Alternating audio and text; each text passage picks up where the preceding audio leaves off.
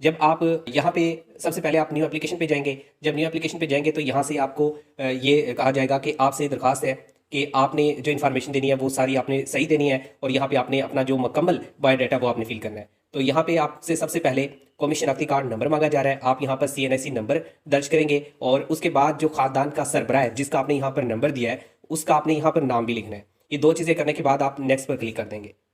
अब यहाँ पर आपने सबसे पहले जो आपके खानदान का सरबराह है उसकी जो बेसिक इंफॉर्मेशन है, बुनियादी जो मालूमात है वो आपने देनी है। सबसे पहले आपने यहाँ पर देखना है, ये नाम लिखा होगा, जैसे कि यहाँ पर वकील अहमद लिखा हुआ है। इसके बाद आपने मेल या फीमेल में से एक ऑप्शन आपने सेलेक्ट करना है। जब आप ये सिलेक्ट कर लेंगे तो उसके बाद आपसे DOB यानी कि डेट ऑफ बर्थ पूछी जाएगी।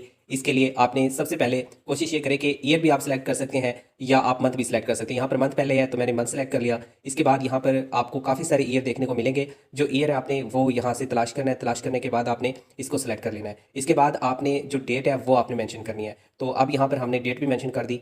यहाँ पे 111959 है, तो ये मैंने ऑप्शन कंप्लीट कर लिया। अब यहाँ पर पूछा गया है कि आपकी जो उम्र है वो कितनी हो गई है, तो यहाँ पे बताया गया 65 ईयर। अब नीचे आपसे पूछा जा रहा है कि आपका स्टेटस क्या है। तो यहाँ पर शादीशुदा है तो आपने शादीशुदा करना है, क्योंकि जो आपका घर का सरबराह वो शादीशुदा होगा, तो इसलिए आपने यहाँ पर शादीशुदा ही सिलेक्ट करना है। इसके बाद यहाँ पर पूछा जाएगा कि कोई माजूरी है, आपने इसके लिए नो कर देना है। कोई बीमारी है वो आपने नो कर देना, अगर है तो आपने यस कर देना है। इसके बाद आपसे एजुकेशन के बारे में पूछा जाएगा, आप कोई चीज़ पढ़ सकते हैं या लिख सकते हैं। तो इसके लिए अगर आप पढ़ना लिखना जानते हैं तो आप यस कर देंगे, अगर पढ़ना लिखना नहीं जानते तो आप नो कर देंगे। इसके बाद ये पूछा जाएगा कि आप किसी स्कूल या प्री स्कूल या कहीं से भी आपने कोई एजुकेशन वगैरह हासिल की है, अगर हासिल किया है तो यस कर दें, और उसके बाद जितनी क्लास तक आपने पढ़ा है उसको आप सेलेक्ट कर लें। इसके बाद आपसे पूछा जाता है पिछले 1 माह का स्टेटस, कि आपके पास रोज़गार है, आपके पास रोज़गार नहीं है।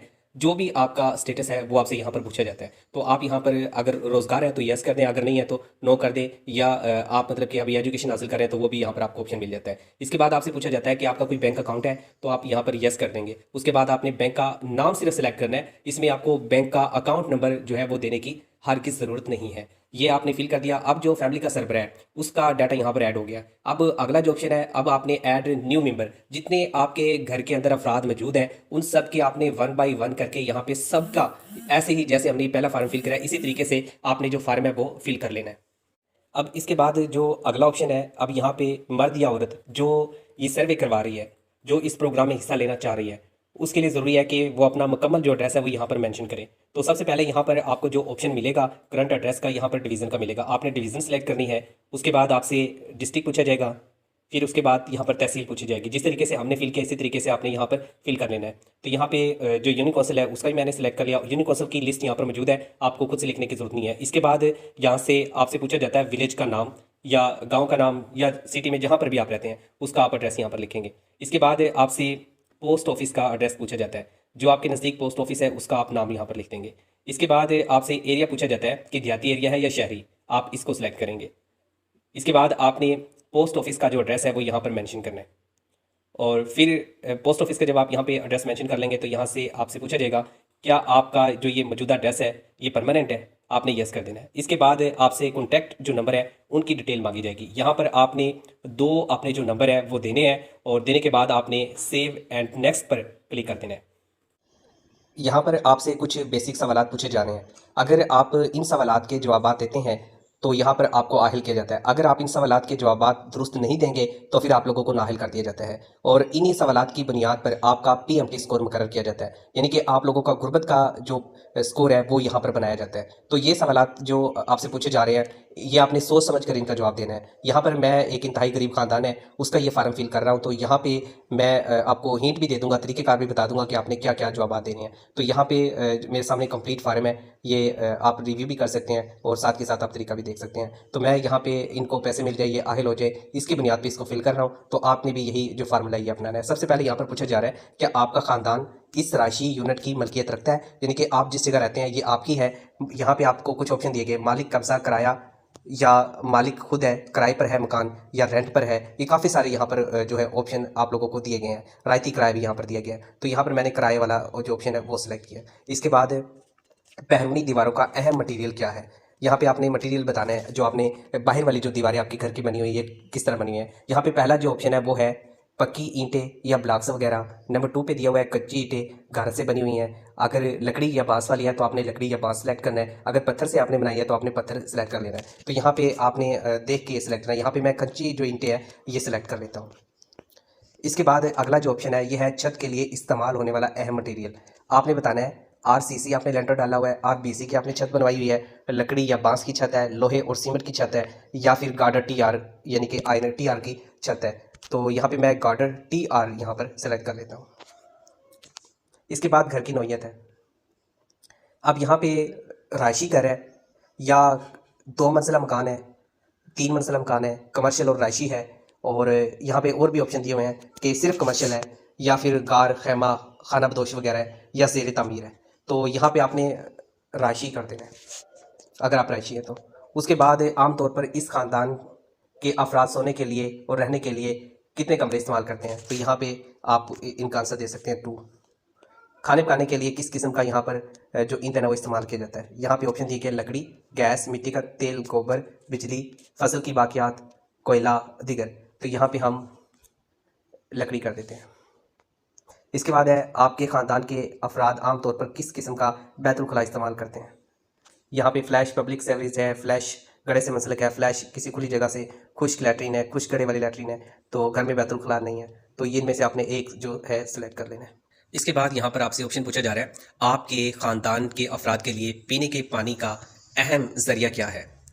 पाइप का पानी है, हैंड पंप है, मोटर वाला पंप है या ट्यूबवेल वगैरह लगा हुआ है, गैर महफूज कुआं है या कुएं से आप पानी निकालते हैं, महफूज कुआं भी होता है, तालाब, नहर, दरिया, नदी, यहाँ से पानी आप लेते हैं, चश्मे का पानी लेते हैं, मिनरल वाटर आप यूज़ करते हैं यानी कि बोतल का पानी यूज़ करते हैं, टैंकर, ट्रक, पानी उठाने वाला ये इस्तेमाल करते हैं, फिल्ट्रेशन प्लांट यहाँ पे आप इस्तेमाल करते हैं। तो यहाँ पे मैं हैंड पंप जो है सिलेक्ट करूँगा। इसके बाद है क्या आपके घर में बिजली का कनेक्शन है, तो इसके लिए अगर आपका बिजली का मीटर लगा हुआ है तो फिर आपने यस कर देना है। इसके बाद क्या आपके घर में गैस का कनेक्शन है, नहीं पे आपने सिलेक्ट कर देना है। क्या आपके घर में लैंडलाइन या पीटीसीएल टेलीफोन का कनेक्शन है, इस पे भी आपने नो कर देना है। क्या ख़ानदान के पास कोई मवेशी, भैंसें, गायें, बकरियां, भेड़े, घोड़े और खच्चर, गधे, ऊँट है, तो इसके लिए आपने अगर है तो आपने यस कर देना, नहीं है तो आपने नो कर देना है। क्या ख़ानदान के पास इस वक्त कोई ज़रूरी ज़मीन है, इसके लिए भी आपने नो कर देना है।